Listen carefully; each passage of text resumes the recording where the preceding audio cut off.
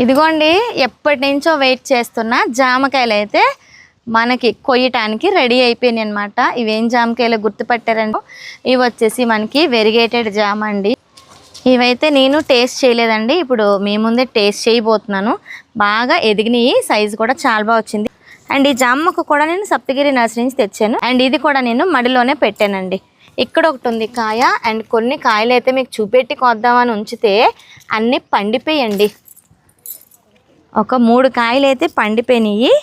ఆ 3 కాయలు పండిపోయిన కాయలు అయితే ఇలా ఉన్నాయి. ఇవైతే పరువు ఎక్కాయి అనమాట. బాగున్నాయి కదా. ఇంకా మిగతా 3 కాయలు అయితే ఉన్నాయి. అవి ఇంకా నెక్స్ట్ వీక్కి మనకి చక్కగా పండుతాయి. చూస్తున్నారు కదా. వెరిగేటెడ్ జామ ఆకులు కూడా మనకి కాయలు ఇప్పుడు ఎలా అయితే కనిపించినాయో, ఇదిగోండి కాయలు చూపించాను కదా, మనకి ఆకులు కూడా ఇలానే ఉంటాయి. సేమ్ 2 ఒకలానే ఉంటాయి. ఈ వెరిగేటెడ్ రకాల్లోనే మనకి బత్తాయి, నిమ్మ, జామ, ఇంకా చాలా రకాలైన పళ్ళు మొక్కలు అయితే ఉన్నాయి. చక్కగా ఇంత ప్లేస్ ఉన్నా సరే మనం టెర్రస్ గార్డెన్ మీద అన్ని రకాల మొక్కలు పెట్టుకోవచ్చు. ఇంకా మరి నెక్స్ట్ ఏం కోసానో చూద్దామా? రండి.